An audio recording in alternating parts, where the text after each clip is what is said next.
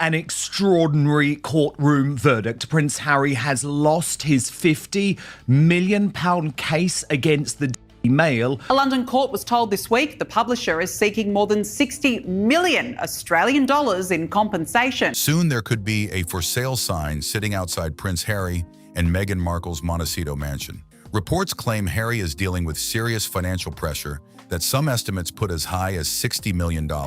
At the same time, many royal watchers believe Meghan appears to be moving further away from him, sparking fresh speculation about whether she is quietly thinking about an exit from the marriage. Everything surrounding Harry seems to be getting more complicated, and people keep asking the same question: how did things reach this point? Harry's in trouble, and the thing that lets him down is his brain, if he's got one. When it comes to legal battles, Harry has built a reputation for taking disputes to court whenever he believes he has been treated unfairly.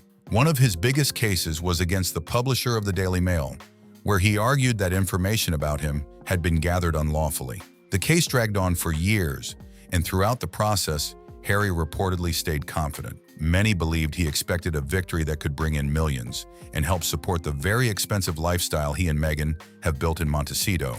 But that is not how events reportedly unfolded. Instead of walking away with a huge payout, the outcome went against him, and reports suggested he could now be responsible for massive legal costs. The Montecito mansion soon have a for sale sign in front of it. Harry and Meghan are facing a devastatingly large legal bill after the Duke lost his legal case against the Daily Mail. Some estimates claim the overall financial impact from the case could climb into the tens of millions of dollars, completely flipping the situation upside down. That was not the end of the courtroom drama either. Harry also challenged the British government's decision to remove his taxpayer-funded security when he visits the United Kingdom. That legal fight also ended unsuccessfully for him, adding even more reported legal expenses to an already growing list. With multiple cases behind him, some reports have estimated the combined financial pressure at around $60 million, although exact figures have not been officially confirmed. Associated Newspapers Limited, the publishers of the Daily Mail and the Mail on Sunday, to court. They were suing them for a breach of privacy. One of the toughest parts of losing a major lawsuit is that the costs often do not stop when the judge delivers a decision. In many situations, the losing side may also have to pay a significant share of the other party's legal fees. That means the financial impact can continue long after the courtroom doors have closed, making every defeat even more expensive. As reports suggested the case was becoming more difficult, Harry was also said to be considering another option. Then he starts legal action against the publishers of the Mail on Sunday a couple of years ago, changes his mind halfway through because he knows he's going to lose, and has to settle out of court to the tune of $3 million Australian dollars. So having lost two major court cases, any normal person would think, okay, I'm done. Not Harry, hold my beer, let's go back. And this time, he loses categorically and completely. According to various reports, there were discussions about settling the dispute outside the courtroom. Some outlets even mentioned figures of roughly $3 million Australian dollars as part of those reported talks. Whether those discussions made any real difference or not, the years of legal action still appear to have carried a heavy financial cost. Even after these setbacks, Harry does not appear ready to leave the courtroom behind. Many observers believe he still hopes that a future case could finally turn in his favor and help recover at least some of what has reportedly been lost. That determination has kept him in the headlines, even as the legal bills continue to grow. Attack the verdict as a complete whitewash, therefore bringing into disrepute the entire legal system, which is represented by his father, the king, and effectively questioning the integrity of the judge, Mr. Justice Nicklin. The problem is that Mr. Justice Nicklin is the same man that will decide whether Harry is responsible for unlimited legal expenses, both his own and those of the Daily Mail. Rather than stepping away from the pressure and focusing on rebuilding after several difficult court outcomes, Harry has continued speaking publicly about the decisions. Reports suggest he remains disappointed with how the cases ended, especially if he believes successful rulings could have eased some of the financial strain tied to maintaining his lifestyle. Instead of bringing in extra money, the legal battles now appear to be creating even more financial pressure. That situation has also drawn attention to Harry's public reactions. Whenever court decisions are criticized, conversations often expand beyond the individual case and into broader public debates about the legal process itself. Those discussions have fueled even more headlines surrounding his ongoing disputes. Away from the courtroom, Harry is also preparing for the 2027 Invictus Games in Birmingham. Something else that's in shambles is the Invictus Games. And this makes me sad because the Invictus Games is for a good purpose, right? The Invictus Games, I believe, is a good cause. It's an altruistic cause, but the donors and the funders are pulling out. You know, Harry and Meghan are really losing their luster, and people don't understand where Prince Harry is taking the organization. So let me read you this. The Invictus Games, they're facing growing criticism ahead of their return to the UK with concerns over low public enthusiasm, staffing issues, and questions about whether the focus has shifted from wounded veterans to Prince Harry. Organizing an international event of that size requires major financial backing. If sponsorship opportunities become more difficult to secure, some commentators have speculated that Harry could end up contributing more of his own money to help support the event, although the future funding picture remains uncertain. All of this has led to growing questions about whether the Montecito lifestyle can continue at its current level. Living there comes with enormous expenses, including property taxes, private security, insurance, staff, maintenance, and countless other costs that never seem to stop. Those bills can add up quickly, even for someone with substantial resources. Yikes! Netflix dump Harry and Meghan. It is over, folks. The Sussex's relationship with the streaming giant is grinding to a halt.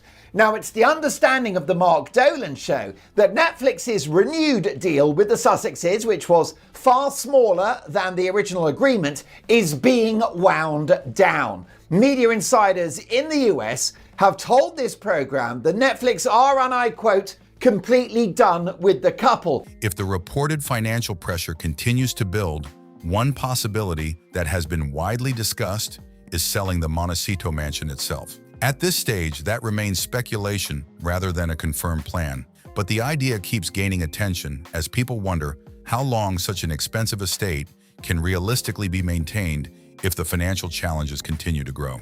For a long time, Harry and Meghan reportedly depended heavily on major media deals to support their lifestyle, but that income no longer appears as dependable as many once expected. Montecito Star looks like they've ditched her as ever slop, her as ever products. So I'm asking a question for a friend here, but is Megsy's brand now back? Their Netflix projects did not maintain the level of momentum that many people predicted, and the excitement surrounding those productions gradually faded. Instead of becoming long-term streaming hits, the projects struggled to stay in the spotlight, raising fresh questions about whether those deals can continue providing the same level of financial support. Meghan's own business ventures have also faced mixed reactions. Several of her recent projects have attracted attention, but some commentators have questioned whether they have generated the kind of lasting success that was expected. Her lifestyle brand has expanded into products like wickless candles and branded matches. Yet many observers continue to debate whether the business is growing quickly enough to make a major difference during this reportedly challenging financial period. I would love reconciliation with my family. There's no point in continuing to fight anymore. As I said, life is precious. I don't know how much longer my father has. He won't speak to me because of this security stuff.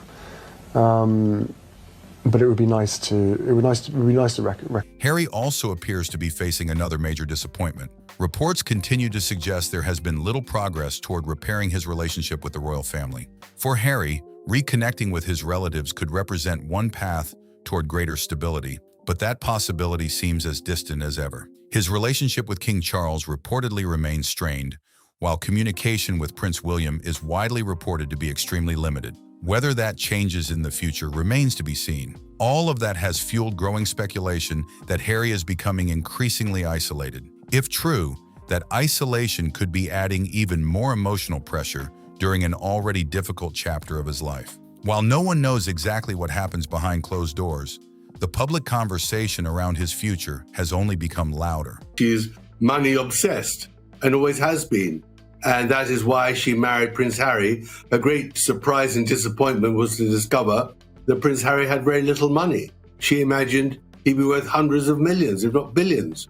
And she's having to make up for it now. Then there is the question that keeps everyone talking: his marriage to Meghan. When Meghan joined the royal family, many believed an entirely new world of opportunities had opened up for both of them. Harry brought worldwide recognition, powerful connections, and a level of public attention that very few people ever experience. Together, they appeared ready to build an incredible future. Today, however, the picture looks much more uncertain. Harry has faced legal setbacks, ongoing financial questions, and increasing public scrutiny. That is very different from what many expected just a few years ago. As a result, speculation about the future of their marriage continues to spread, with commentators offering very different opinions about what could happen next. At this stage, though, those claims remain just that, speculation. There are also noticeable changes in how the couple presents themselves publicly. Harry and Meghan have increasingly focused on separate professional projects and have often made public appearances independently instead of together. That does not necessarily reveal what is happening privately, but it has certainly sparked more discussion among royal watchers about where things may be heading. If the reported financial pressure continues, some analysts believe difficult decisions could eventually follow.